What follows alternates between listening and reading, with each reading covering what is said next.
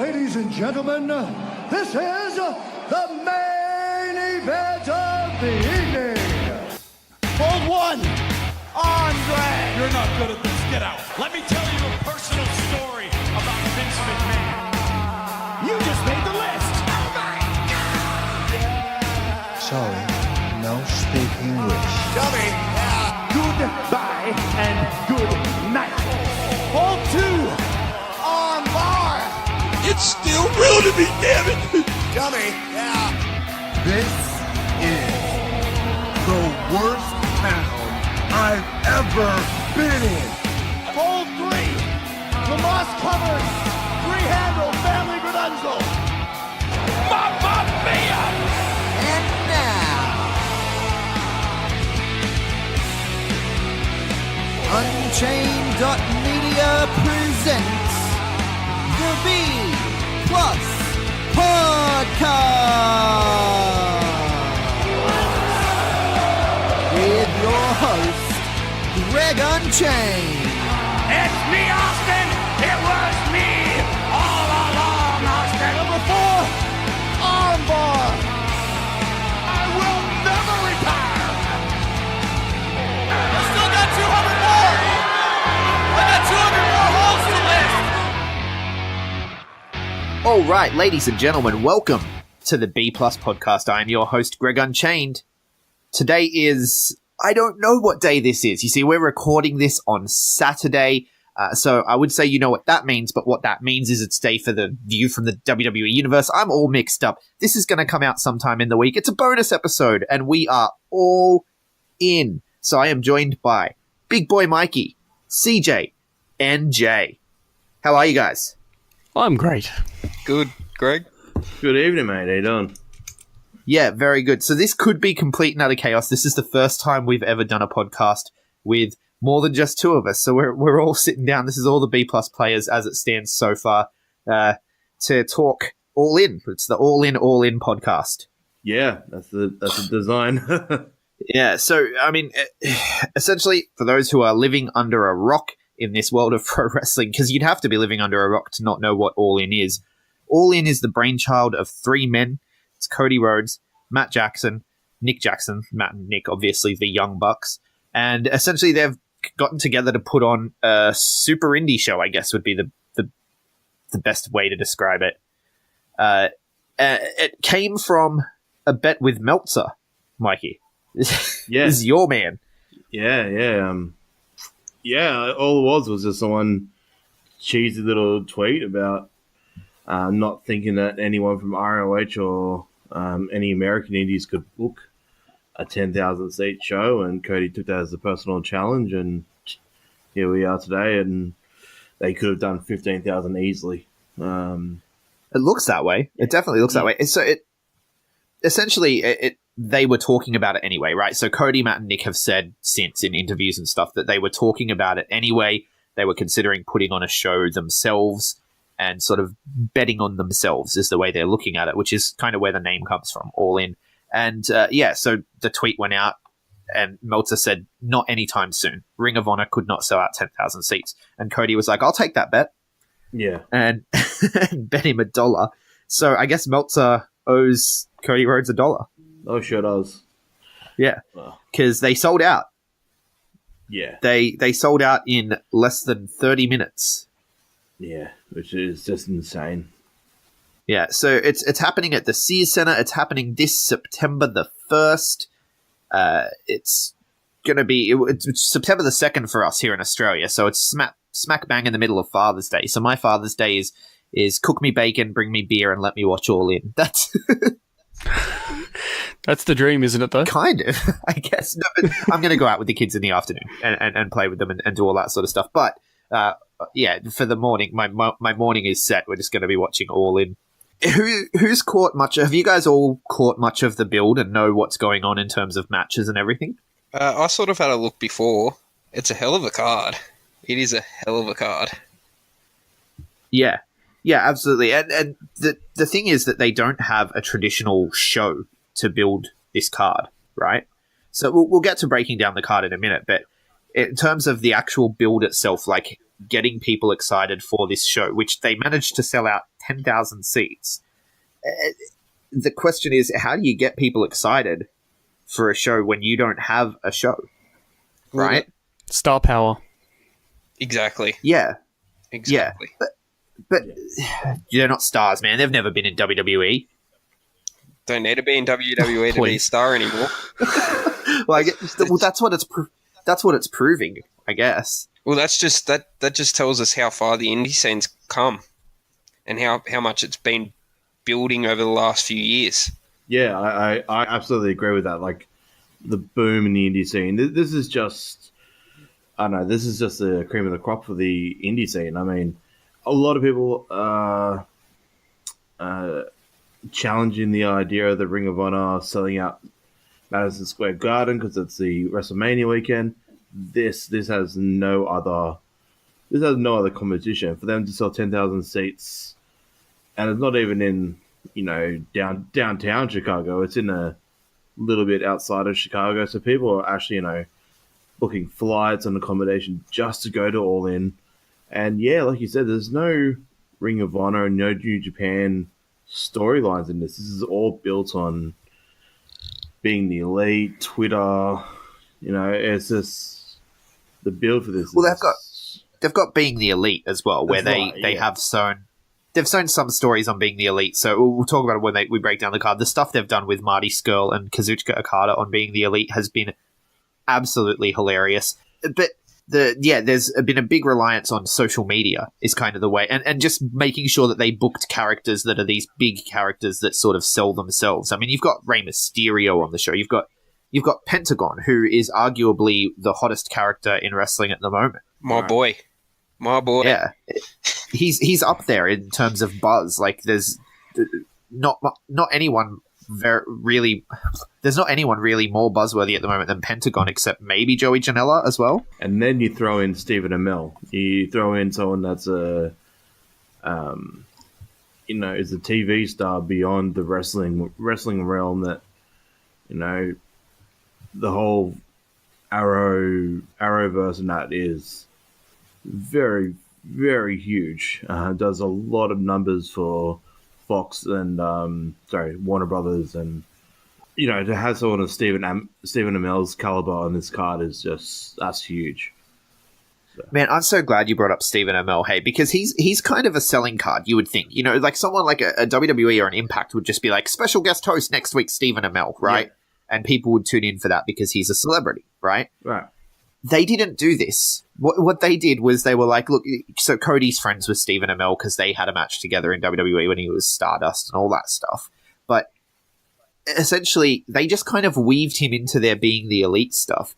And the match that he has with Christopher Daniels is actually one of the most story-driven matches because Christopher Daniels dobbed him into the Japanese police for murdering famous dick wrestler Joey Ryan, which he didn't do. So he's been falsely accused of a murder by this guy, and now he wants revenge, and so they're going to have a match.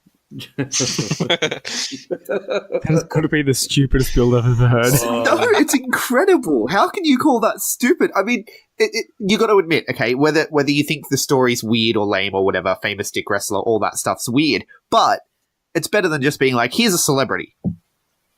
Yeah. Yeah, it's not the WWE side of things, which is good. It's showing that there's a different way to do things and there's a way to make it compelling. And I mean, look, you get hundreds of thousands of people watching Being the Elite every week, right? Like, I get more excited for Being the Elite than Raw. They drop on the same day. Yeah. No, I agree with that.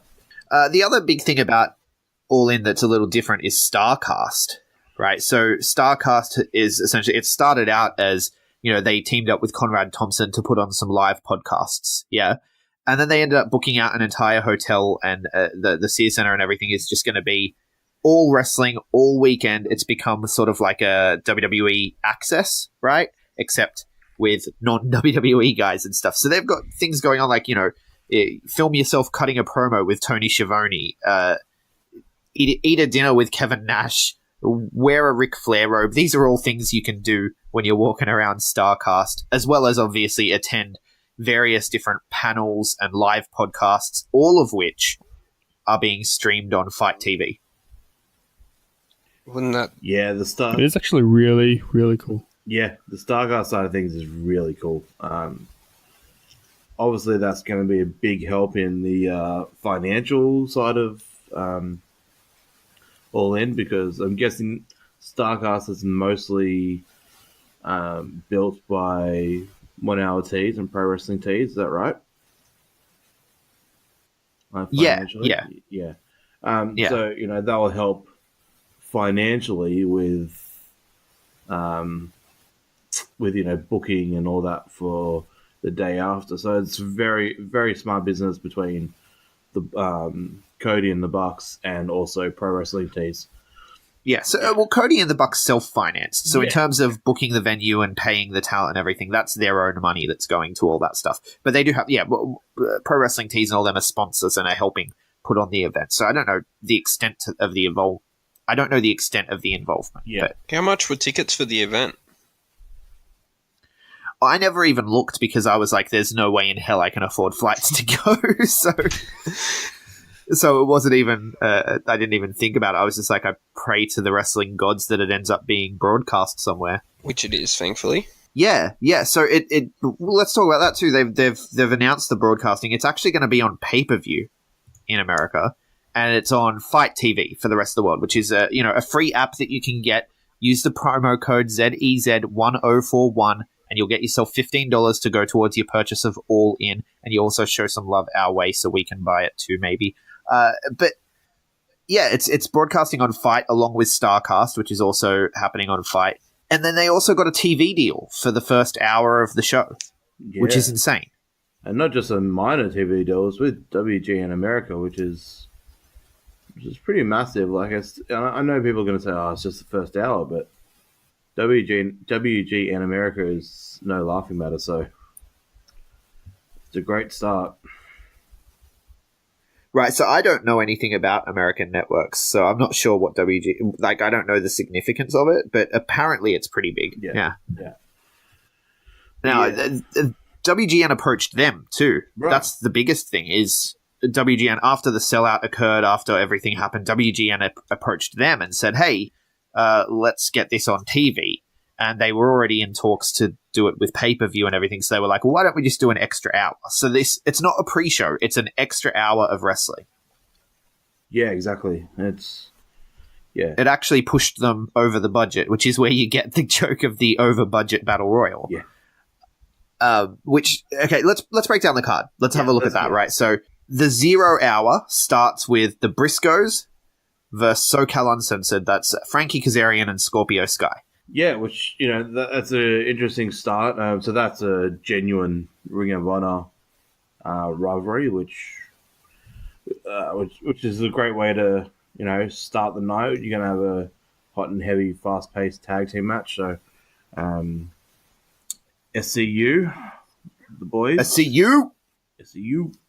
And the Briscoe brothers, they're probably one of the greatest independent tag teams of all time. It should be a fantastic opener.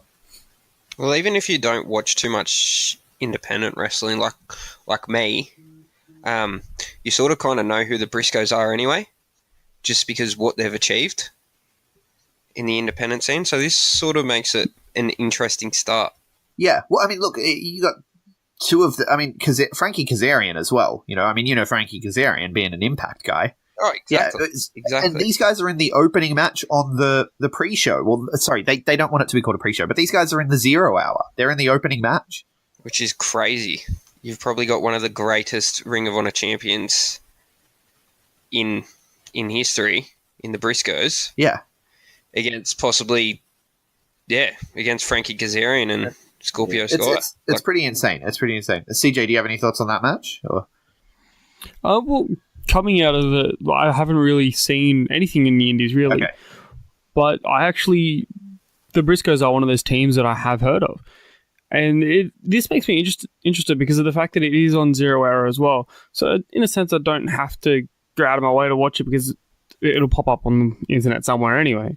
Yeah, well, I've actually sent a tweet to the boys to ask them where Australian fans and other foreign fans are going to be able to watch this 0 hour, because being on WGN America, It's not on Fight. I can watch All In on Fight. I know that, as long as the stream holds up. I'm a bit nervous. I don't think Fight has ever handled anything this big. I may be wrong, but the Slammiversary stream cut out a little bit, Jay. You'll remember that. So I don't know how it's going to go. But yeah, I hit him up because I want to be able to watch this WGN 0 Hour live. I assume I'll be able to find an illegal stream, but, I want to watch it the right way if I can. So I've sent him a tweet. They haven't gotten back to me yet. I'll probably send him another couple in the days leading up to it in the hopes that they'll... Because they would get 1 million tweets a day. Yeah, well, they would. But, yeah, like you said with Fight TV, it's a bit of a worry. I hope they pull through. I honestly do. Yeah. But they did have troubles with Slammiversary, and that's an Impact card, which, as you know, not a lot of people do watch Impact. At the moment, yeah, unfortunately. At the moment, yeah. And they did have trouble streaming that, which is a worry. Yeah, it was right around the Pentagon Sami Callihan deathmatch match, which was one of the best matches, and I had a couple of issues with it cutting out during that match, and then I had to go back and rewatch it after to get my notes filled in. And it was a little frustrating, but then at the same time I was like, okay, I've never had this issue with Fight before, because I've watched Ring of Honor tours on Fight, like the Honor United tour, the original one and stuff. I've watched on Fight, and also like some little shows like Pro Wrestling Eve, Wrestle Queendom I watched on Fight. Joey Janela's Lost in New York this last weekend I watched on Fight, and I've never had an issue. Evolve pay-per-views I watch on Fight, never had an issue. But Slammiversary, which I guess you could say is one of the bigger ones they'd host, right? And there were a few streaming issues, so All In is going to be exponentially bigger than Slammiversary, one has to think. Oh, of course. Yeah. Mikey claims that there's 5,000 people who wanted to be at the arena that didn't get to, so... All right. I mean, well, they sold it out within, how long was it? 30 minutes, was it? Half an hour? Yeah, just under. Yeah, 29 minutes and something, You would have sold another 5,000 if you had that time and space. But, yeah, as long as Ring of Honor showing it on Honor United. Yes, so that's the other thing. It is also being shown on Honor United, and there have been rumors but no news that it will be on New Japan World for customers in Japan. Yeah. Yeah, that would help with the traffic for Fight. Honor Club has a really bad track record for streaming as well. Like I said, I watched Honor United on Fight and had no problems, but people who were watching that show on Honor Club had a lot of problems. Yeah. So I'm hoping they get the infrastructure sorted, because I'm guessing they're relying on these partners and they're not putting their money into that. So when you're relying on partners for things, things can sometimes fall apart and it's going to be out of their hands, but the responsibility is going to fall on them. It's their name that's going to be impacted. So it's a bit of a worry. Right. But then moving on the 0 Hour, I almost called it a pre-show again. WWE have me conditioned, man. Yeah, I know. So conditioned to call it a pre-show. It's like when Jack Bonza had to go at me on Twitter because I'm conditioned to think tag teams have to break up. Yeah. But on the 0 Hour, over the budget battle royal. So instead of an over the top rope, we've got an over budget battle royal. Basically, this is where they're putting all their friends and everyone that asked them to be on the show that they couldn't fit on the show, because WGN came to them and were like, hey, let's have an hour on TV, right? So because WGN did that, they were like, let's put a bunch of other people we wanted to put on but couldn't fit, and let's get them into a battle royal. Which, that's brilliant. I really love that. Yeah. In order to finance it, though, Cody revealed that he had to find collectors, like some famous wrestling collectors, people that collect like the Ric Flair robes and stuff, like big time wrestling collectors, and he had to sell every single part of the All In ring in order to pay the talent for this over the budget battle royal. I love that they've named it the over budget battle royal. It's just perfect. Oh yeah, the sense of humor these guys have is great. Taking part in this over budget battle royal. We don't have full names. They haven't even announced how many people are going to be in it. Originally it was called a 15-man battle royal, but they've since said it'll probably be more like 17 or 18. So we don't know how many people are going to be in it. But we've got Brandon Cutler, Marco Stunt, who was very impressive at Joey Janela's Lost in New York. Yeah. We've got Moose from Impact Wrestling. Moose. Rocky Romero. I know you're a big fan of Rocky Romero, Mikey. We've got Colt Cabana, Chicago hometown boy. Jordan Grace. So there's a girl in there. Yeah.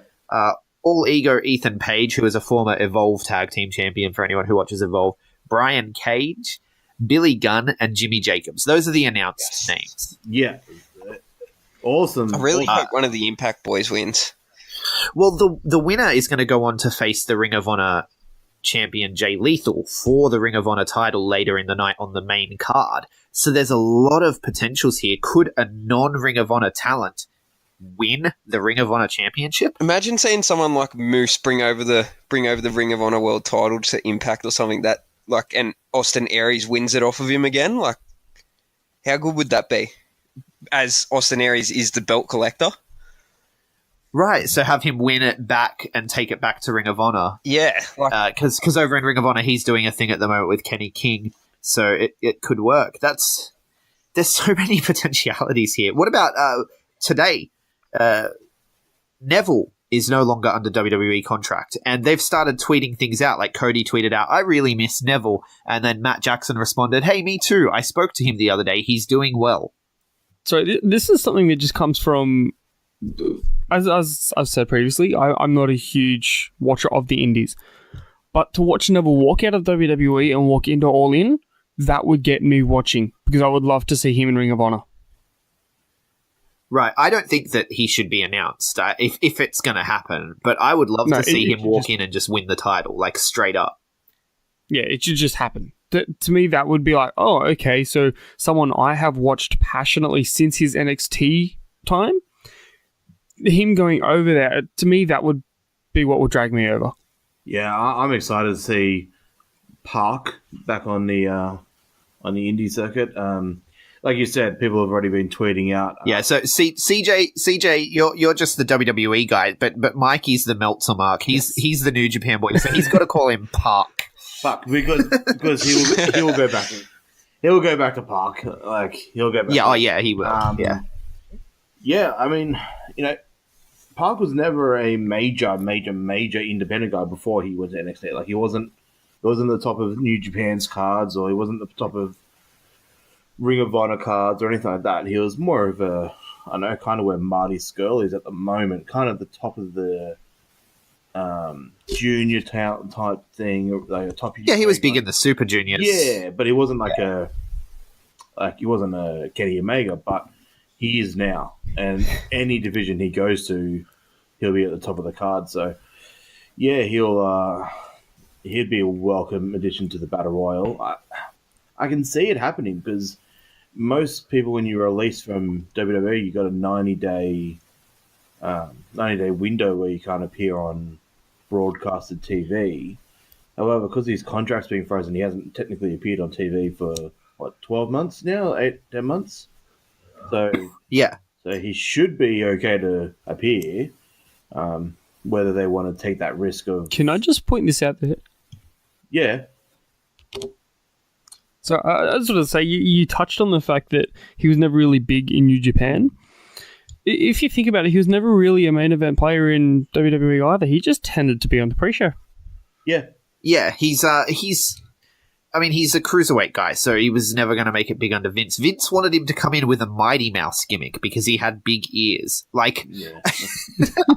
I don't know. Like, all the love in the world to Vince. It was his birthday this week. Happy birthday, Vince McMahon.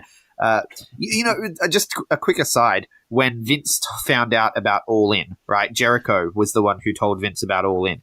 And he was like, yeah, it's happening September 1st or whatever. And Vince was like, well, why didn't they call me?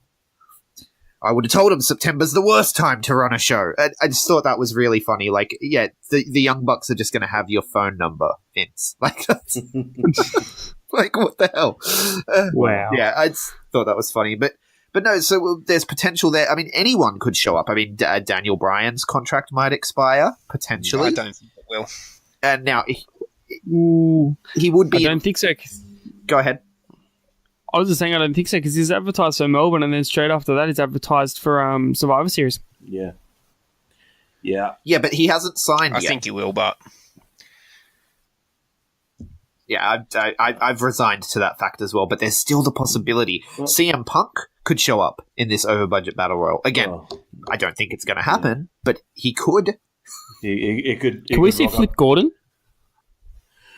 No, I was going to say I 100% believe Flip Gordon will be in this match. 100%. Like, I know the whole story about him being all out and all that now. He has to be in this match. Like, maybe like the last guy that they announced that he's going to be in there or something. Or he sneaks in the Battle Royal and eliminates someone last without being officially in the Battle Royal. I don't know. He'll be a part of the Battle Royal for sure. Somehow. Well, see, Flip Gordon's a really interesting case because they did this whole story with him wanting to get booked. Like, can I get booked? Can I get booked? This has been happening on Being the Elite. And Cody was a heel at the time, and he's like, no, we're not booking you. You don't deserve to be booked, right? And now that Cody's a face, Cody's fully cemented his face turn. He's actually come around on Flip, and he said maybe if we do an All-In 2, Flip would get booked for that, but it's done. He can't be booked for this show. The show is already booked. It's done. It's happening. He's not on it. And everyone thinks it's just kayfabe, but what if it's not? What if it's not? What if he's being legitimately serious? What if he honestly thought Flip didn't deserve to be on the show? I mean, I doubt that because they work together all the time, but what if he actually isn't going to be on the show and he's just going to host that all-out party? So for those who don't know, he's hosting a pre-show party in the parking lot of the Sears Centre. If you have tickets to All In, you can buy a ticket to this party. It's called the All-Out Party. They're just brilliant marketers on every level. Absolutely. But look, I love that idea. some of the names that are already in the Battle Royal are pretty big. Like you got, Billy Gunn and an ex-WWE tag team guy, and you got Brian Cage, Lucha Underground star, and Moose. It's a great, like Cole Cabana, like an indie darling legend. He's another potential winner. Yeah. And interesting because he's not even wrestling in Ring of Honor anymore. He's an announcer for Ring of Honor. Yeah. So to have your lead color commentator just all of a sudden become the Ring of Honor World Champion, like that would be an amazing story too. Yeah. There's so many possibilities. Yeah. And then you got Jordan Grace. A lot of our listeners might not really know much about Jordan Grace, but she's one of the biggest intergender wrestlers in the entire world. She can take on men and women of any size. She's, if you know much about like our Australian scene, with Facebook, she's got that similar powerhouse luchador kind of feel to her. Not the luchador side of things, but she's got that powerhouse feel to her, and I can see her and Ethan Page will have a bit of a rivalry in this. The Twitter game's been strong leading into it, but she's fantastic. I don't expect her to win, but she'll have a great little showing. And then you got Jimmy Jacobs, one of Seth Rollins' best friends from the indie scene, and probably one of the reasons that Seth Rollins was even a big thing in Ring of Honor. Like Jimmy Jacobs was a big part of the rise of Tyler Black. So yeah, right, with the Age of the Fall stuff. Well, then the question as well there, Jay, is does Jimmy have Congo with him? Imagine. I forgot about Congo, yeah. Imagine. If Congo Kong's in that Battle Royal, how is anyone going to throw Congo Kong over the top rope? Yeah, well, that's true. But they don't have anyone in there who's going to fill that spot where the announcers can say, how could anyone throw him out, right? Every Battle Royal has to have that one person. There is kind of Brian Cage. I mean, that guy is massive still. Yeah, but he's not the same kind of massive, if you get what I mean. Yeah, I totally get what you're saying, but like he's still someone that you could sort of see because, like, yeah, I suppose. Like, I mean, Lucha Underground had a thing where Pentagon couldn't break his arm for a long time. Yeah. So I still don't know if they're still going with that, but from what I was watching, Pentagon could not break his arm. So. So yeah, you haven't watched this week's then. I won't spoil it, except just saying that pretty much spoiled it, so I'm sorry. But yeah. No, they paid it off. He actually managed to break both of But Brian if you Cage's get what arms. I mean, like stuff like that just Yeah, I appeals do. to me and makes it seem like he's kind of the monster in that battle royal. Yeah, he is. I completely forgot that he's in it, but he's a force to be reckoned with as well in the battle royal. Going back to what you said, Mikey, about Jordan Grace, imagine having the first ever intergender Ring of Honor championship, because Ring of Honor wouldn't book it on their shows, but maybe the All In guys are like, we can book it on ours. Why not? Yeah, exactly. You know, there's so much that can be done, but we're still talking about the 0 hour. So let's move on to the main card, I suppose. Christopher Daniels versus Stephen Amell. Now, I touched on the build earlier. This is all about the death of famous dick wrestler Joey Ryan and being framed for that murder. How do we think Stephen Amell's going to go as a wrestler? He's had a couple of matches. I think he'll do all right. Yeah, so do I. I think. So, like, seeing from what he did at SummerSlam and seeing the fact that he's got all this talent behind him, he's actually quite athletic, he's got the muscle behind him, I reckon he could actually do well in this run. Man, talking about his muscle, when I watch him on Arrow, I'm like, that dude is jacked. But then you saw him get in the ring, and he's smaller than Cody. Like, he's, like, more lean, I guess. And on TV, that looks jacked because he's got, like, all the cuts in all the right places. But he actually was kind of small. It shocked me. He is a tiny man. I saw him this year at Sydney Supernova. He's a tiny, tiny man. Yeah, so did I. Like, he's quite short. Yeah, he is actually quite tiny, and so is so many people in Hollywood. You don't even realize, like, until you get so close to them, they're so tiny. But I mean, he's jacked but tiny. Yeah. So, but Stephen Amell, I actually think, I mean, Christopher Daniels. Let's talk. Christopher Daniels has been doing this for what, 20 years now at this point. Oh yeah. So, I mean, for anyone to, I mean, let's talk about the brilliance of the booking here, right? Pairing him off with Christopher Daniels is a genius move, because Christopher Daniels could have a good match with a doll, you know? Do we want to test that theory? Yeah, Christopher Daniels. Do we Ask Dave Meltzer. send a he'll tweet put a to dollar on it. Christopher Daniels asking if you can wrestle a doll? Well, I mean, a lot of guys have wrestled the doll over in DDT in Japan and then put on Kenny Omegaverse. I think the doll's called Yoshihiko, but Kenny Omegaverse Yoshihiko was fantastic. But I think Christopher Daniels could outdo it, to be honest with you. I mean, if you want to talk about a veteran, you don't get more veteran than Christopher Daniels. No, not at all. The 4 guys that we were talking about on the pre-show with the Briscoes and Soka SCU, like, those 4 guys are veterans. Christopher Daniels is probably the biggest out of that lot.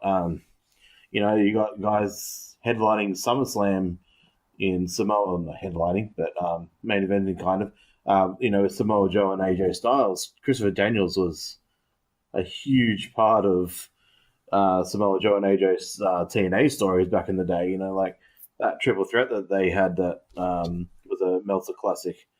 Probably one of TNA's only Meltzer Classics. Yeah. Daniels is a major part of a lot of Daniels and Punk in Ring of Honor, and Daniels has been a part of most rises of talent through many different promotions, whether it's TNA, Ring of Honor, or PWG. But like you said, this is a perfect person for Stephen Amell to be in the ring with. Like you said, if anyone on this card, except for maybe it could, except for maybe Kenny, anyone, Christopher Daniels could wrestle anyone on this card and make him look gold. So, yeah, absolutely.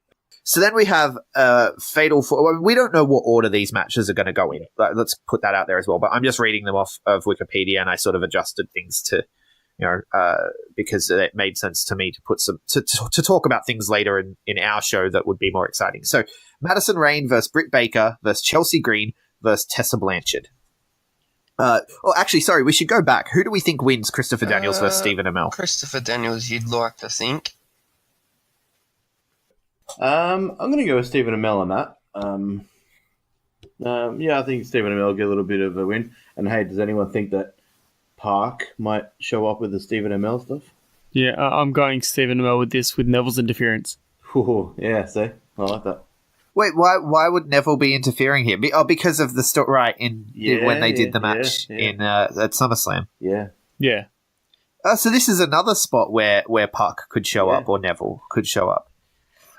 I think He has too many openings here.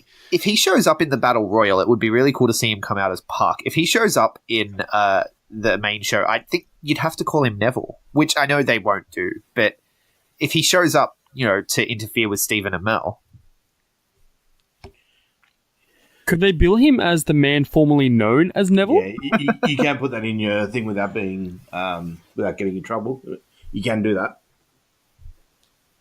it's interesting. There's potentials there. So then we've got Madison Rayne, Britt Baker, Chelsea Green, and Tessa Blanchard in a fatal 4-way. I'm a little upset that this is the only women's match on the card. It feels kind of like WWE booking, but it is what it is. I mean, it's their first show. They have a limited amount of money, a limited amount of time, and they wanted to get as many on as they could, so they put a fatal 4-way.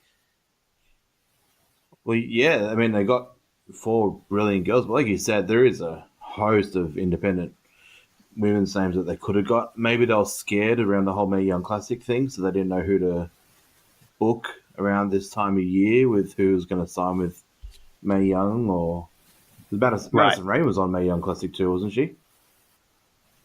Was she in the 32? Yeah, she's in the 32, and yeah, the thing is too, WWE can sign anyone at any moment, Right. so Right, because there was a girl part of this match that was meant to be there, but they've signed her. Diona Perazzo was meant to be in this match, wasn't she? she was. I think she was announced as being all in, but then she signed with WWE, but she was never announced for a match. But I have a feeling she would have been in this match, and I have a feeling maybe Britt Baker has stepped in that fatal 4-way. So I think Diona would have been in this. So then do you think Britt Baker wins? Because it's kind of tradition when someone bows out and has to be replaced, the replacement tends to get a win. I'm going to go with Tessa. She's awesome, Tessa. I saw her at World Series Wrestling November last year. She's so good. Yeah. Obviously, she had the chance to sign with NXT, and she probably would have been top billing in NXT Women's Division if she signed the dotted line. But she signed with Impact, and all the power to her. I'm glad she has. Obviously, so do I. Because at the moment she's one of the top female wrestlers, and I think her move to Impact has helped that. Yeah, in the rebuilding of the Knockouts division. Yeah. She's awesome on Impact. Like, she is awesome.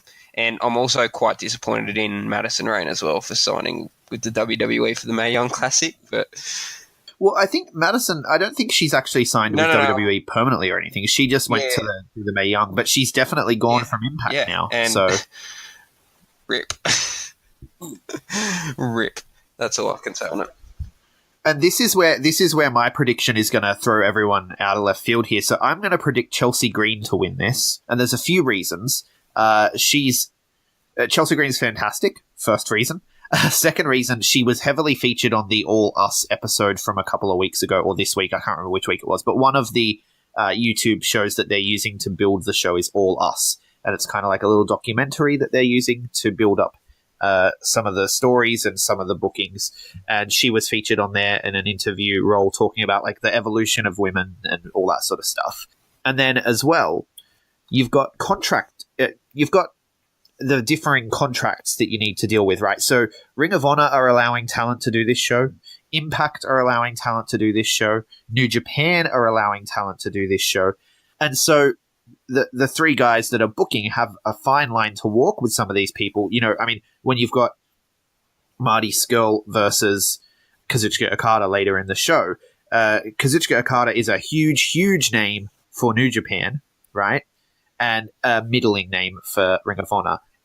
And then you've got Marty Scurll, who is a big, big name for Ring of Honor and a junior heavyweight in New Japan. And so it's like, who wins? Now, I think it's pretty clear that Okada wins, but you have to deal with those contract issues of what the other companies want and need, right? Now, you've got Madison Rayne, who by all indications may be heading to the Women of Honor division in Ring of Honor. Mm-hmm. And you've got Tessa Blanchard, who is the cornerstone of the Knockouts division in Impact. Are Impact going to be like, look, we want Tessa to win, and Ring of Honor being like, look, we want Madison to win, and so the all-in guys have to say, no, Chelsea Green wins. That's why Chelsea Green is my prediction. Yeah, I mean, that's very possible.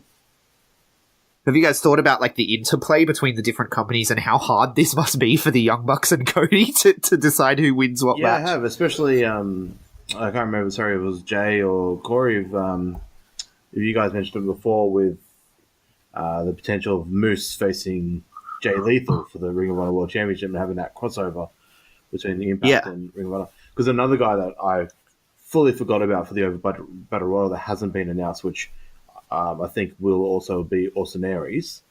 He'll definitely be on this card somewhere, I reckon, through the night.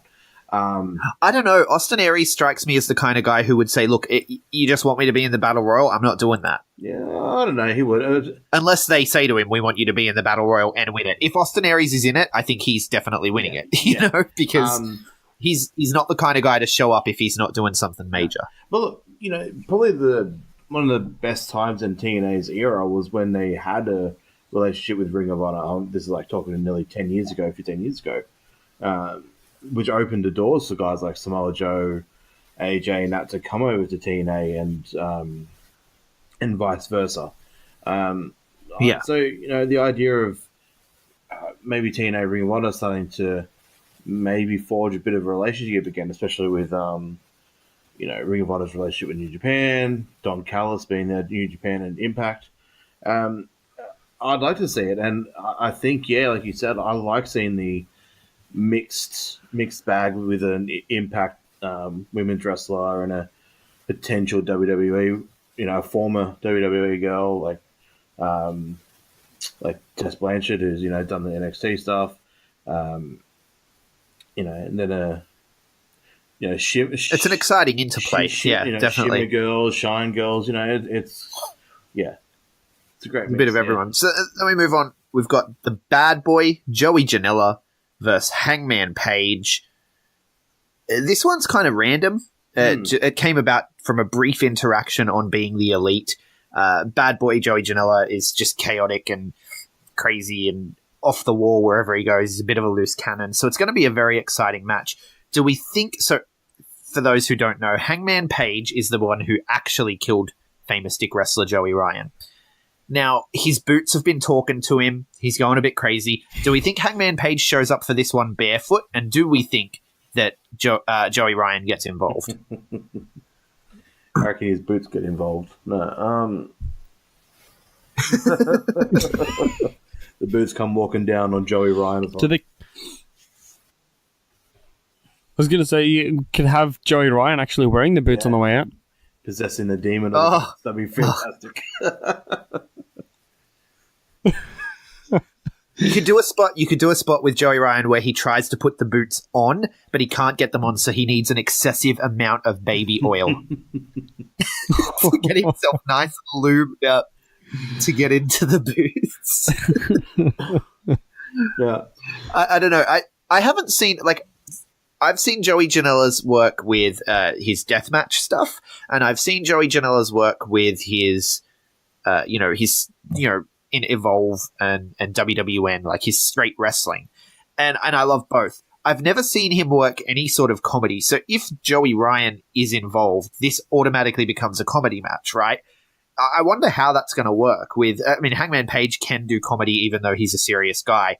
But Joey Janela, I've never seen it. Has anyone seen Joey Janela do any comedy work? No, I've never seen any comedy work. I've either seen the hardcore side or, like you said, the PWG Evolve, serious wrestler Joey Janela, but yeah, just straight up wrestling. Like I saw that guy pile drive Robbie Eagle's head through a chair not so long ago. It's yeah, he's insane. I'm a little bit bothered by this being just a regular singles match. Surely they turn this into a hardcore match. Yeah, I thought it could have been a street fight. I think it will. I think it will turn into something. Joey Janela is probably, now that my mind skipped me. Joey Janela is now probably the leading hardcore guy on the independent scene now. He's one of him and Jimmy Havoc. Yeah. So he has to play some sort of, and Hangman Page does really well in hardcore type. He's a mixed bag, so it'd be fun if they did that. Yeah, his street fight with Punishment Martinez surprised me. I thought it was a really good match. So I thought this would be well served as becoming a hardcore match, and maybe they held off because they weren't sure what they were doing with the broadcasting yet or whatever. But I hope it does. I mean, it can be fixed with a little pre-match promo. So who do we have for this match? I'm going to say Hangman wins, but I definitely 100% think there's a Joey Ryan involvement here. I vote for the Boots. The Boots. So whoever the Boots end up siding with, that's who's going to win. That's exactly right. It's like a Paul Heyman situation, right? Okay, yeah, I get that. See, I don't actually think Joey Ryan interferes in the match because of the fact that he's dead. But I think Hangman wins and kills Joey Janela. Oh, he's going to kill Joey Janela. Yes. Kill him off. Kill off the bad boy. So, and he kills 2 Joeys. Yeah, and he's the Joey killer. Yes. There is a whole Right. new- And then next time he comes down for World Series Wrestling, we can refuse him entry to Featherdale Wildlife Park. That is such a dad joke. Wow. I had it in my pouch ready to go. Oh, there's enough. Oh, wow. So I think that Joey Ryan's music will play or something, and that'll throw Hangman off. I do think Joey Janela comes out of this one with the win. But the Joey Killer gimmick I like. Same. I do really like Joey that. Janela's here in Sydney. Joey Janela's here in Sydney in November, so that'll be interesting. Yeah, they could do a repeat of having the ghost of Joey haunting. Well, but Hangman Page isn't coming, unfortunately. But you got Marty and Flip there. They can be haunted by the ghost of Joey And Joey Janela. Ryan will be here too, so It'd be interesting. So then we've got, moving on, we'll have Jay Lethal against the winner of the Battle Royal. So this one's twofold. I want everyone to pick a person who he's going to face and who wins and who walks out the Ring of Honor World Champion. I'm going to go with an unannounced Austin Aries. And I think Austin Aries will beat him for the Ring of Honor World Championship. It's a good one. That's my prediction. See, I'm probably really biased with this. I actually want to have either CM Punk or Neville return. Not so much beat Jay Lethal, but to make their return to Ring of Honor. Okay. Let's just say for me, it's going to be one of the Impact boys.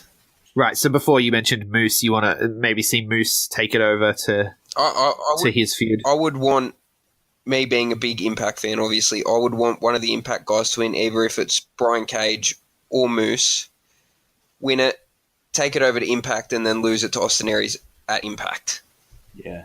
Yeah. Well, I mean, or even more exciting. What about, imagine, say, Austin Aries, we go with Mikey's prediction, right? Austin Aries wins it. He's now the unified Impact and Ring of Honor World Champion. And he can pretty legitimately claim he's the champion of all North America, at least, right?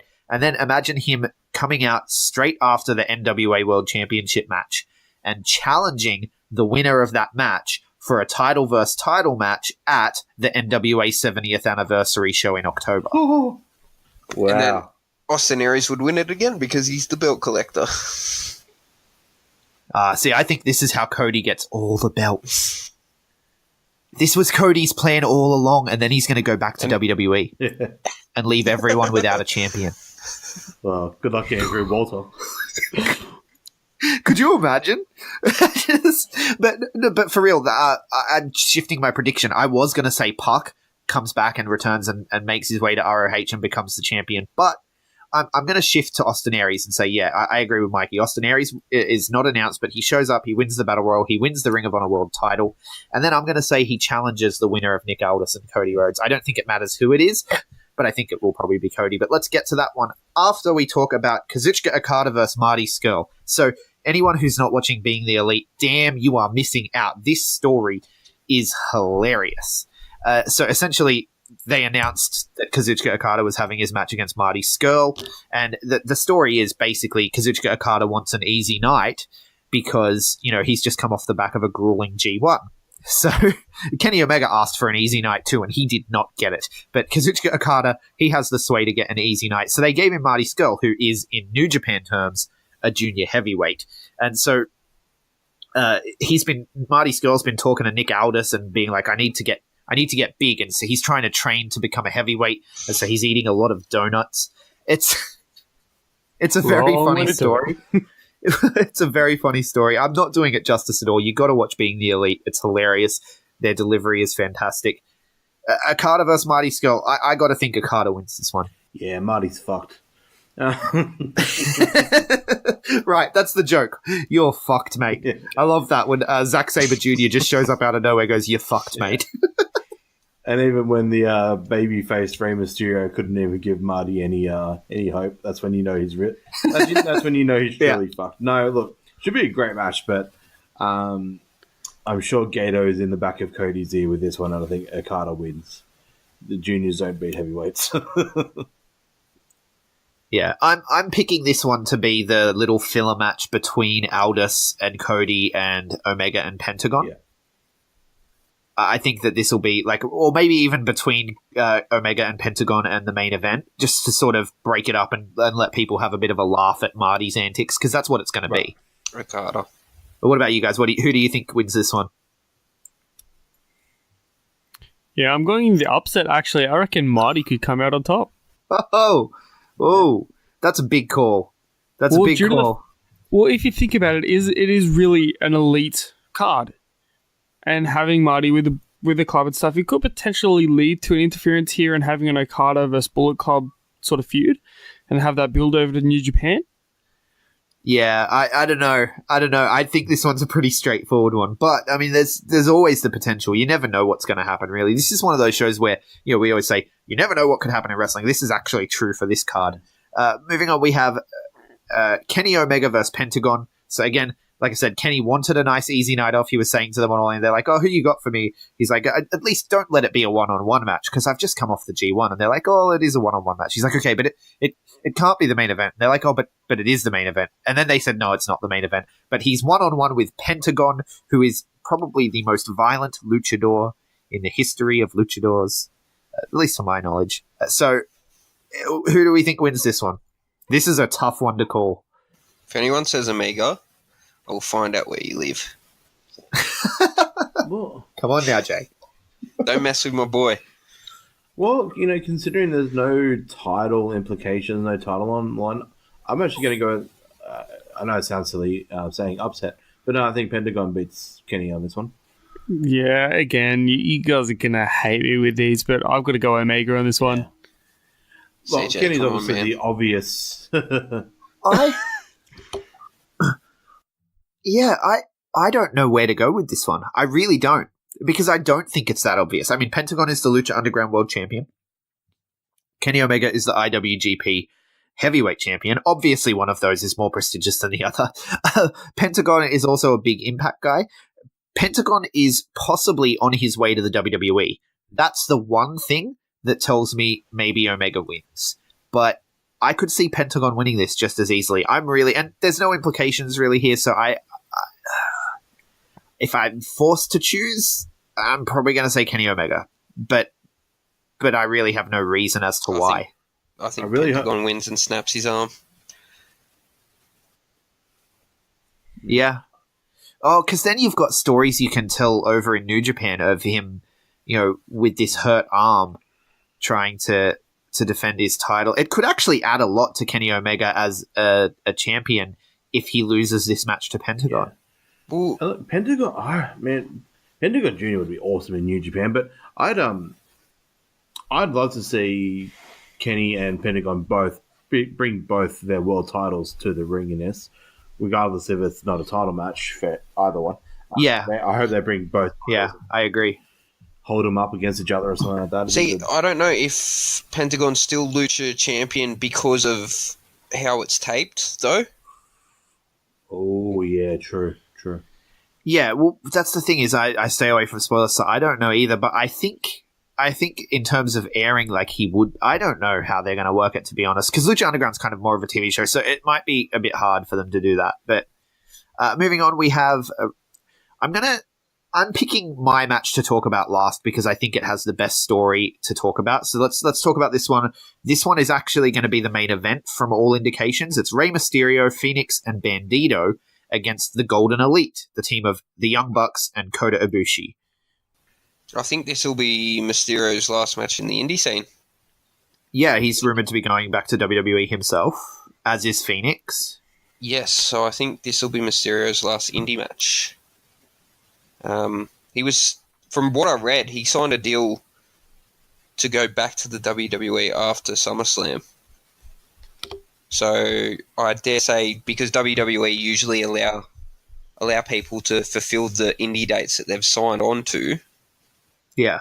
I'd pretty much say, yeah, this is his last appearance. Yeah. Yeah, I've got to admit, yeah, I think you're right there, Jay.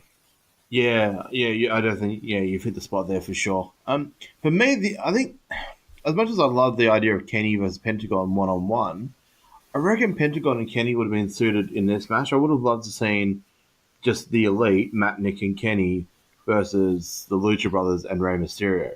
I reckon it would have been a perfect six-man. I love Bandito, and Kota Ibushi obviously is amazing, and they'll have their spots in this match as well. But I reckon that would have been a perfect six-man for the main event.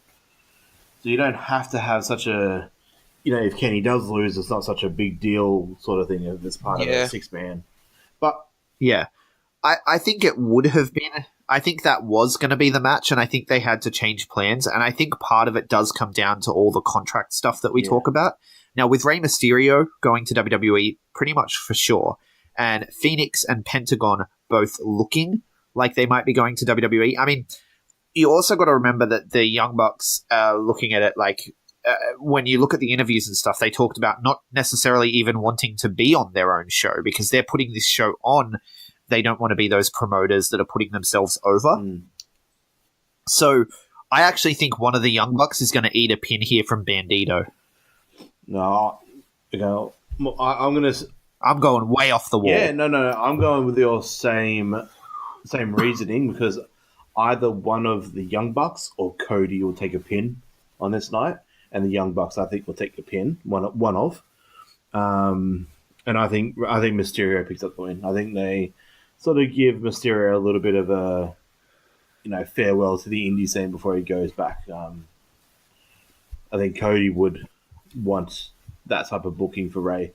They've obviously got a long history together. I think Cody would want that type of booking for Rey. It's possible. Yeah. Yeah, just pick my pick straight out of the hat there. I was going to pick Mysterio to go over Ibushi.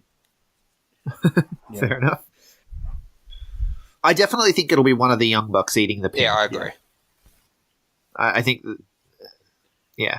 But, I mean, that could... I don't think they're going to fly Ibushi over to eat a pin. I don't. I'm sorry. Sorry, CJ. I don't think that's going to happen. But then we've got what is, to me, the real main event. And I wish this was going on last, but I guess it's probably not because, how can you have that title go on over the top of the Ring of Honor? I'm sure it's little backstage political stuff like that. But Nick Aldis versus Cody Rhodes, NWA World's Championship. This story has been told beautifully. It goes back months and months and months on 10 Pounds of Gold, which is the NWA's new YouTube channel. So NWA essentially is just a YouTube channel and a belt. At this point, they don't own any of their own tapes from the past. That's all owned by WWE. They don't own anything other than this one belt. And this is Billy Corgan. And he's building NWA back up with this YouTube show, 10 Pounds of Gold, that just follows the champion. The champion is Nick Aldis, and they've done a really good job of bringing prestige back to this 10 Pounds of Gold, this NWA World Heavyweight title. And a big portion of that is their interactions with Cody Rhodes. So Cody has challenged Nick. Originally, it was going to be a champion versus champion match, but Cody was unable to secure the Ring of Honor World Championship. So instead, Cody has put up his own Ring of Honor, which is literally a ring that he got that he makes people kiss. It makes sense for him to not need that anymore now that he's a face, but he's given that up. That's on the line. Nick Aldis is holding that as collateral at the moment. You're going to have the Business Bear stuff play into this story. All of this is stuff that's played out in Ring of Honor and being the Elite more so than anywhere else. This match, to me, is the main event, with the implications with, Cody's dad having held the title and all of that stuff. It's a hard one to call, though. Interesting stat for you, but if Cody Rhodes does win, him and Dusty Rhodes become the first father-son to win the NWA World Heavyweight title. Wow. Wow. Wow, through all these years. No fun. That is pretty interesting. Yeah. Look, in my opinion, like, I know some people might think it's not easy booking. For me, Cody has to win this. For the NWA World Heavyweight Championship to show legitimacy, and no discredit to Nick Aldis, because he's a fantastic wrestler. I've loved him ever since British Invasion and Impact. I've got nothing but respect for Aldis. But for the NWA World Heavyweight Championship to get some legitimacy back on, in terms of, back in the 70s and 80s, you had guys like Ric Flair holding that title. Cody's that name on the independent scene now to carry that title. Just what Billy has done with this NWA World Heavyweight Championship is just gold at the moment, like 10 pounds of gold. Bringing back that, defending it all around the world and any promotion on any night, like, man, like, it came down with the House of Hardcore tour and, Jack Bonza and Robbie Eagles, and they got a shot at the NWA World Heavyweight Championship, and then you got him defending it against Colt Cabana in China. You got him appearing on. Yeah, it's all over the place. And that's everywhere. what it used to be like. Ric Flair would, one week be in Florida Championship Wrestling, or the next week he'd be in the Pacific Northwest, or he'd be in Texas or whatever.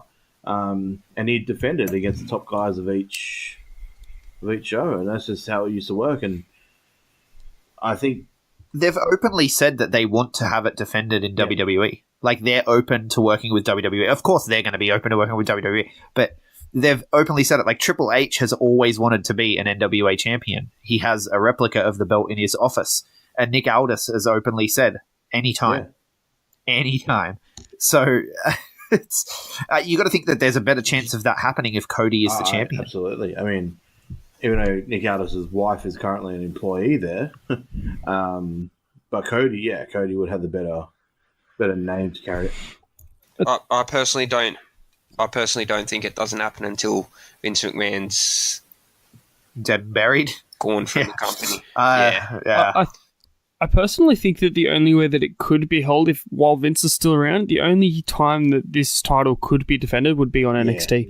Yeah, absolutely. I think that Vince is more open to this stuff than any of you guys give him credit for. Vince knows that competition is good for business. Vince has worked with competition in the past, and it's not like it's only Triple H that knows this. Like, Vince knows this too, and I think that he's going to be open. And this is going to bring me into the next thing. So let's all just lay out our prediction, and then we'll talk about what's next, right? Is the last thing we want to talk about. So begrudgingly, I'm going to say Cody Rhodes wins. But I think Nick Aldis has done a tremendous job with that belt. And when history looks back, Nick Aldis will be one of the greatest NWA champions of all time. But I do think Cody wins it here. Yeah, I'm going Cody.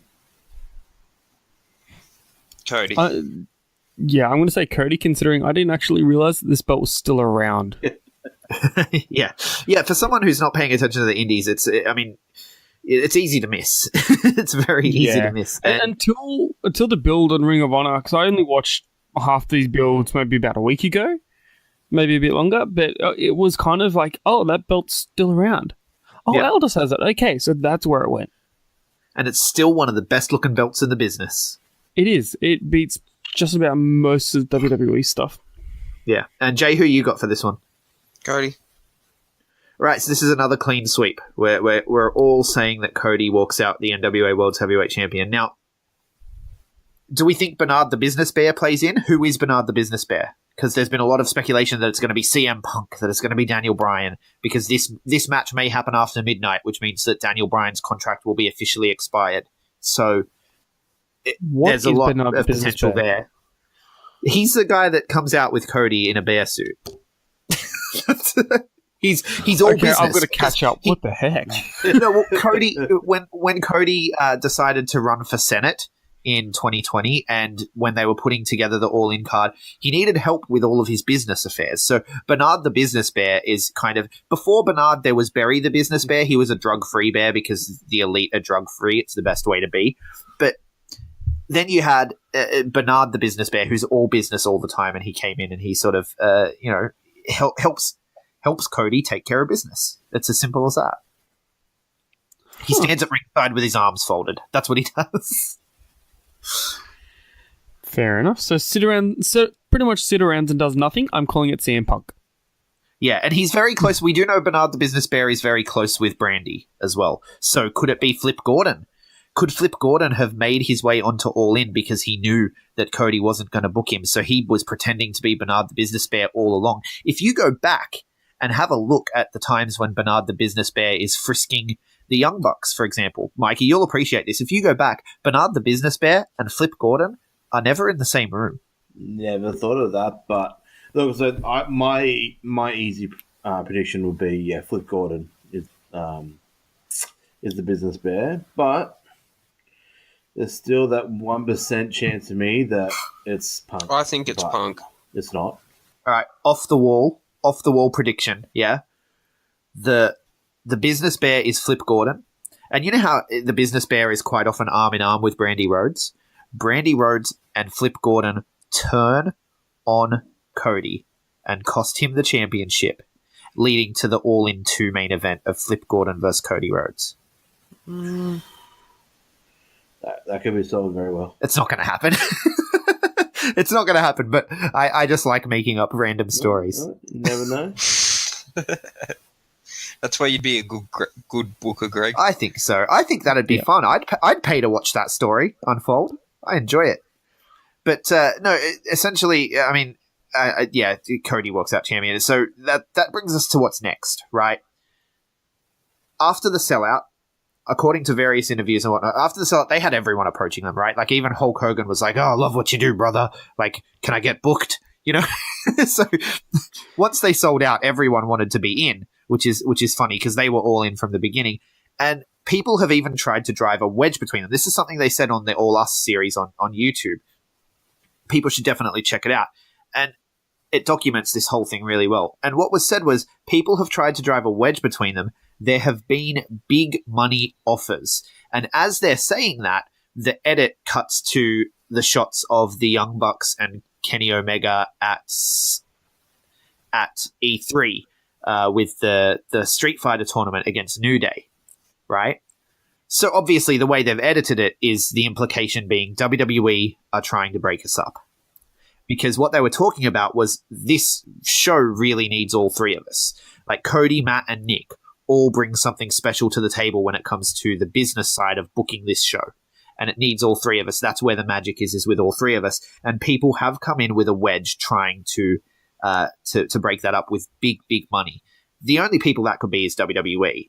And we've seen a lot of stuff with, we know contract season is coming up. Me and Mikey talk about this all the time. Their Ring of Honor contracts run out in November. Their New Japan contracts run out in January. The question is, will they stay and headline Madison Square Garden with New Japan and Ring of Honor? Mikey and I are both of the opinion that they will. But the question is, do they go to WWE after that? Matt and Nick Jackson are talking quite a lot on Being the Elite and on Twitter and whatnot about wanting to be in one place, wanting to not have to travel so much so they can see their family more. Could they be thinking of relocating to Florida and sticking around in NXT for a while? I mean, they're too big of a name to go to NXT, but if they want to stay in one place, NXT is a really good place for them. They took a photo of themselves at Full Sail Arena. There's a lot of teasing going on, and I don't know what to believe. What if that was the condition when they signed with WWE, was they stay in NXT? Yeah. Well, I think, okay, so going into negotiations, going into this contract season, the Young Bucks, Cody, Kenny Omega, and Adam Page have all sworn to each other on a verbal agreement. They have sworn to each other that they will stick together for whatever the next chapter is. So potentially we see the Elite show up on WWE TV and try to take over. Potentially we see them show up in NXT and try to take over or form the Bullet Club in NXT. Potentially they all just continue doing what they're doing now and we get an All-In 2 and all that sort of stuff.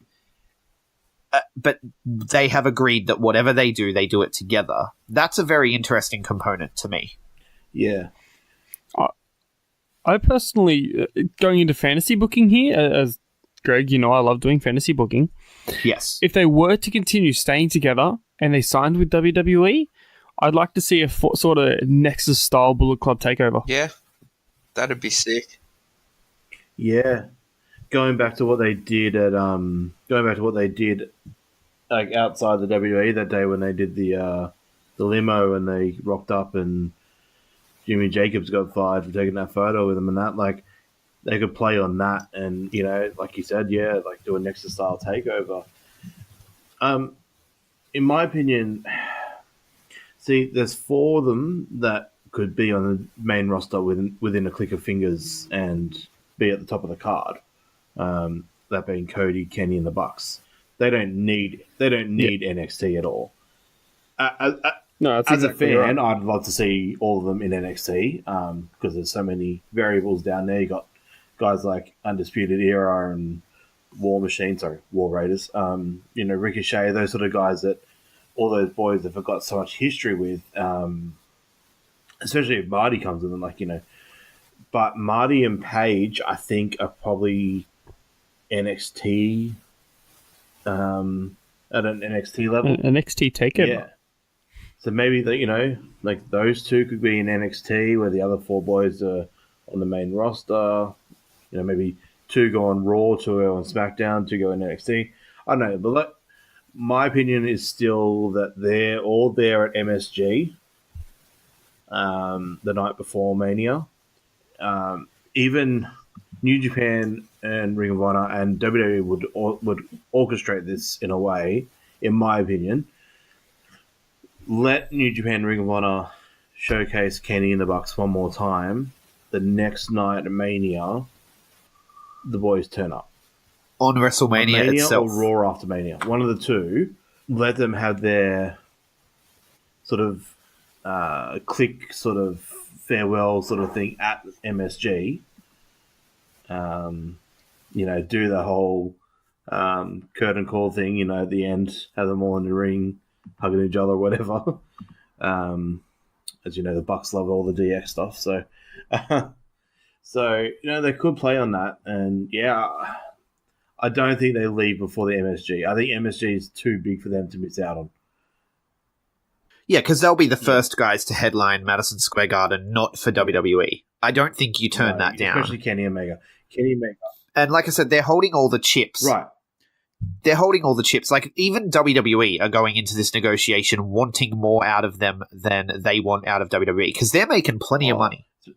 Like, if the only thing WWE have to offer is money, then WWE don't win here. No, absolutely, because obviously AJ's been booked well, and even in a weird way, AJ's still not booked. I know he's a champion and has been for a while. He's not booked as a, you know, he's nowhere near like a Brock or a Roman or anything like that. So, and, you know, the Bucks obviously have the idea of Carl and Luke in their head. They're like, well, we don't want to be like that. We don't want to sign, be dominant for 2 months and then fade away. Like, and then hold New Day's testicles in a jar. Yeah. I mean, obviously you got Kenny Omega and Xavier Woods who would create magic on TV. I don't know, like, it's going to happen one day, whether it's next year, whether it's the year after. What if, because they hold all the chips, they actually eke out a deal that's never been done before, right? What if Vince just wants in on the all-in business? What if Vince wants to be all-in, right? What if the next all-in is actually going to... They've proven that they can do it themselves. Cody left the WWE saying, I want to prove that I can pack out a 10,000-seat arena. Guess what? He's done it. He's proven it. He can go back and his job is done, right? If he goes back to Vince and says, look what I did, you think Vince isn't going to let him walk back into a headline spot? You're crazy. Vince respects hard work. And he knows he's got a star in Kenny. Yeah, well, so, I mean, Kenny as well, the Young Bucks as well, they're stars. They're all stars. And I think that he does respect hard work, but I think that the big thing for them is creative control. They want to be able to do their own thing. imagine if they're allowed to continue doing their thing, continue doing All In, continue doing NWA for Cody. Cody does his NWA thing. Maybe Austin Aries wins the Battle Royal. Maybe Austin Aries, like I said, goes to the NWA 70th anniversary and challenges Cody. All this sort of really cool, super indie stuff where everyone's connected and everyone's crossing over and doing all this crazy stuff. And it all, like, All In is kind of the hub for this. And Vince McMahon is just kind of secretly not doing anything about it, but just being like, I'm letting all this happen. And then in October, when SmackDown goes to Fox, the first ever SmackDown on Fox, and the entire WWE roster are in one place to celebrate this new SmackDown Live on Fox. And in come the Bullet Club, all of them, Marty Scurll, Hangman Page, all of them. And just, well, probably not the BCOGs. That's why the BCOG split happened, by the way. I'm calling that. They knew that the contracts were coming up, so they split the BCOGs off so they can still claim to be the real Bullet Club over in New Japan, while the Elite, all of the Elite, Kota Ibushi isn't even under a damn contract with New Japan. And he worked the Cruiserweight Classic. I'm calling all of the Elite to show up and decimate SmackDown and announce that they're getting a show on Fox as well. Chijiro. Yeah. Right. But come on. Think about it. Have you ever applied to be a booker, Greg? I don't know. How would you? I don't even know how you would apply to do that. Just If you would, I subscribe. But just imagine, like, because when we look at how big wrestling is at the moment, like we're in a new boom period, and SmackDown moving to Fox, they need something really big to happen on that first show that makes everyone in the world talk. That would do it. That would. I can't think definitely of do it. any. I can't think of anything else that would do it. That would make people talk. It's just going to be another. Oh well, SmackDown's on a new channel, and they had Undertaker show up. Who gives a shit? Who gives a shit? That's probably what's going to happen. But no, they need to do something big, and that very possible. And who knows? Jericho could be pulling all the strings behind the scene for Vince. Well, Don Callis on his podcast likes to claim that he's the invisible hand that moves the wrestling world. So it's Don Callis. He's behind it all. The team of Callis and Jericho. well, look what it has done. But for that's my ultimate fan booking. My ultimate fan booking theory is they're just allowed to do whatever they want for the next year, pretty much. And then when Fox comes around in October, they make a big splash as the biggest thing in wrestling. And I think that would be really fun. Imagine that with Cody as the NWA champion and stuff, leading the Bullet Club to invade his old employers who thought he was nothing. Yeah. You know? And then you lead to a Vince McMahon Cody Rhodes match at WrestleMania and with Vince's career on the line. You know? Like, holy crap. The storytelling is intense. I think there's a lot of really fun things that can happen from All In. But that's the whole show that I've got. Does anyone have anything else they want to say? Just probably tune in. Yeah, right. Well, it's available on Fight TV, so I should probably plug our code again. If anyone wants to sign up for Fight TV and get $15 to go towards your pay-per-view purchases, ZEZ1 letter O 41. I will drop that code in the show notes. Sign up. It throws $10 our way, and you get $15 as well. So everyone wins. There's also really good free content on there. So Ring of Honor TV is on there. Championship Wrestling from Hollywood is on there. Reality of Wrestling, that's Booker T's promotion, is on there. So there's a lot of cool stuff you can watch for free, even if you don't ever want to buy a pay-per-view. So that's cool. Yeah, look, I'm excited for this card and the possibilities. Like you said, wrestling, that doesn't matter what promotion it is. You never say never in professional wrestling, and this is an entire card, an entire weekend of never say never. This has got of just dream possibilities. Speaking of dream possibilities, actually, what if this? I'm going way out of the ballpark here, but what if Vince actually let a WWE guy attend the over-budget Battle Royale? That's a potential too. What if Seth returns as Tyler Black for one night only? I don't think it would be someone like Seth Rollins. I think Zack Ryder is a name that's been thrown around. I know Cody's mentioned Zack a few times, Yeah. So potentially we could see Zack Ryder. I'd love to see Kurt Hawkins continue his losing streak somewhere else. I mean, Zack Ryder is very possible. Like, I mean, his girlfriend's booked, so he might be even backstage already. Like, he might be there. And Zack and Cody are obviously really close mates still. That's a possibility. I think that the whole idea of this is to prove they can do it without anyone else. And so I don't think there's going to be any WWE involvement on this one. I think you're I right. think the closest you'll get would be Neville, I think. But there's always a possibility because they are the anything can happen guys. Yeah, it could just be like that one night only where just KO.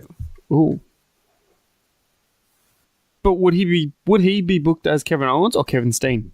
Or Oh. could you have El Generico turn up? Doesn't have to be Sami Zayn. Does El Generico turn up? Right. Because El Generico is not under contract. He's down in Mexico helping orphans. Doesn't have. Building a village for Mexican orphans. He's been there for a while. He's probably due for a break. Well, I mean, He also has a very bad injury and can't wrestle at the moment. But, you know, doesn't have to be Sami Zayn under the Generico mask. tomato, tomato. Yeah. Well, who owns the gimmick? I don't even know. But look, that's all we have time for anyway, guys. So the speculation's running wild. Anything could happen for All In. It's very exciting. I will be watching live and I will be tweeting live. Is anyone else here going to be watching it live? Be watching it live. So where can people find you, Mikey? At bigboy_Mikey on Twitter. And CJ? Find me on Facebook at CJ's World and on Instagram at CJ's_World. And Jay, if anyone wants to talk Impact with you, because we know that's your bag. Just Jay Davis. Facebook, Instagram, Snapchat. Everything. Alrighty, and I am at Greg Unchained on Twitter, at the Greg Unchained on Instagram. We collectively, I can say that properly this time because it is the four of us, we collectively are known as the B Plus Wrestle on Twitter because wrestling wouldn't fit. We are the B Plus Wrestling everywhere else. That's Facebook, YouTube, not Snapchat. I don't even know how to use Snapchat. I'm an old man. Instagram, all of the rest. Make sure you drop us a 5-star review. Like, share, subscribe, and thank you for listening. Hold one. Arm drag. You're not good at this. Get out. Let me tell you a personal story about Vince McMahon. You just made the list. So, no speak English. Dummy. Goodbye and good night. Hold two. Arm bar. This is the worst town I've ever been in. It's still real to me, damn it. Dummy. Hold three. The moss covered. Three handle family grudge.